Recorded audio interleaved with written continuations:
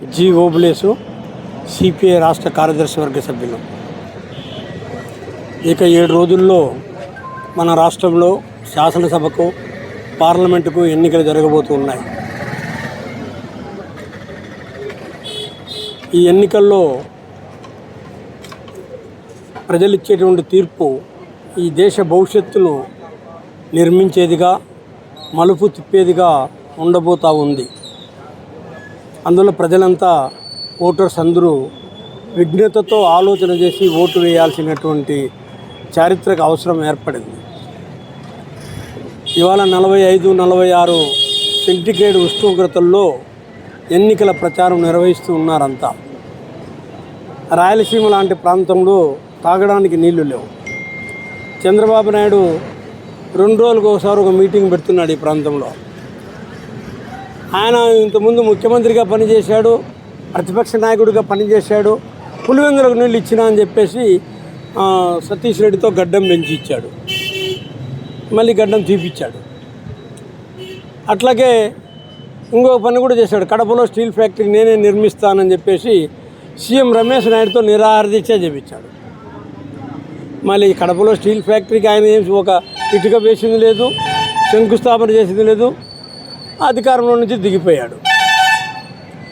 ఇప్పుడు ఏం చేస్తున్నాడు? నేను ముఖ్యమంత్రి అయితేనే అసెంబ్లీకి వస్తా, లేకపోతే రాను అని చెప్పి కూర్చున్నాడు. ఇక అసెంబ్లీకి రావడంలే. జగన్మోహన్ రెడ్డి అసెంబ్లీ సమావేశాలు కూడా ఏర్పాటు చేయడంలే, అది వేరే విషయం. ఇవాళ జగన్మోహన్ రెడ్డి, చంద్రబాబు నాయుడు ఒకరినొకరు పచ్చి బూతులు తిట్టుకుంటున్నారు తప్ప అభివృద్ధిని గురించి, ప్రాంతాన్ని గురించి, దేశాన్ని గురించి, రాష్ట్రాన్ని గురించి ఆలోచన చేయడంలే. నిజంగా నేను అడుగుతూ ఉన్నా, చంద్రబాబు నాయుడికి, పవన్ కళ్యాణ్కి ఏమైనా సిగ్గు శరం ఉంటే నరేంద్ర మోడీ ప్రభుత్వం కేంద్రంలో చేస్తున్నటువంటి ఈ దుష్ట విధానాలపైన కేజ్రీవాల్ని అరెస్ట్ చేసి జైల్లో పెడితే ఒక రాష్ట్ర ముఖ్యమంత్రిని తీసుకుని లోపల పెట్టారు ఆధారాలు లేకుండా. ఇది అన్యాయమని ఖండించాలి కదా రాజకీయ నాయకుడైతే. చంద్రబాబు నాయుడు రాజకీయ నాయకుడు కాదు, పదవి కోసం ఎన్ని రకాలైన అవకాశవాదంతో మలిగేటువంటి వ్యక్తి చంద్రబాబు నాయుడు. అందువల్ల మాట్లాడడం లేదు, ఒక్క మాట మాట్లాడడం లేదు. ఇలాంటి అనేకం జరుగుతూ ఉన్నాయి. మణిపూర్ ఘటన గురించి ఒక మాట మాట్లాడలేదు, లేకపోతే రామాలయాన్ని గురించి ఒక మాట మాట్లాడు, అక్కడికి పోయి సాగిలపడినాడు. అందులో చంద్రబాబు నాయుడు పూర్తిగా అవకాశవాద రాజకీయాలు చేస్తున్నాడు. ఇవాళ చెప్తున్నాడు, పవన్ కళ్యాణ్ నేను ఇద్దరము కలిశాము, నరేంద్ర మోడీతో జత కట్టాము, ఈ రాష్ట్రం ఇంకా పరుగో పరుగు అభివృద్ధి చెందుతుందని. తాటి చెట్టు ఎందుకు ఎక్కేవారు అంటే దూడ గడ్డి కోసం అని అంటే ఎవడో. ఇంతవరకు కలిసే ఉన్నారు. మీరు విడిపోయినప్పుడు 2014 నుంచి చంద్రబాబు నాయుడు, మోడీలు కలిసే ఉన్నారు, అధికారంలో ఉన్నారు, అధికారం బయట కలిసే ఉన్నారు. ఒక్క మాట నరేంద్ర మోడీని మాట్లాడలేదంటే కలిసి ఉన్నట్లే కదా. మరి ఇప్పుడు అదనంగా కలిస్తే వచ్చేటువంటి ప్రయోజనం ఏముంది? ఉపద్రవం తప్ప.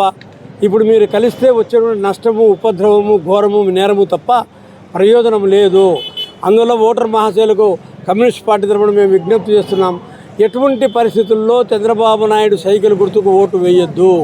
ఆ ఓటు వేయడం అంటే 100 కన్నా తక్కువ ఓట్లు ఉన్నటువంటి ఈ దేశానికి పట్టినటువంటి శనిద్రము, పీడ, అరిష్టం ఏదైతే ఉందో బీజేపీ, నరేంద్ర మోడీ దాన్ని తెచ్చి నెత్తిన పెట్టుకోవడమే. అందులో దాన్ని దూరం పెట్టాలి. ఇక జగన్మోహన్ రెడ్డి అన్ని కక్షపోత శాస్త్రాలు, కుళ్ళుపోత శాస్త్రాలు. అరే పాలకుడుగా ఉన్నటువంటి వాడికి ఈ కక్షపోత చేష్టలు, ఇవన్నీ కుళ్ళుపోత చేష్టలు ఎందుకు? పరిపాలన చేసుకోవాలి. నీకు సరైన మెజారిటీ ఇచ్చారు, మంచి తీర్పు చెప్పారు, దాన్ని నిలబెట్టుకోకుండా అనవసరంగా కుటుంబం యొక్క రచ్చను బదారికి ఇచ్చినటువంటి ఒక పనికిమాలిన వ్యక్తిగా నువ్వు చరిత్రలో మిగిలిపోతున్నావు. అందువల్ల జగన్మోహన్ రెడ్డి కూడా ఓటు వేయాల్సిన అవసరం లేదు. ఆయనకి వేసినా బీజేపీకి వేసినట్లే వీళ్ళిద్దరిని ఓడించాలి.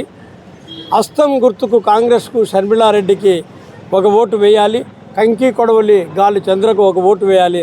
దీని ద్వారా మాత్రమే మనము సరైనటువంటి పద్ధతుల్లో ఆలోచన చేసినట్లుగా లెక్క, గుర్తు.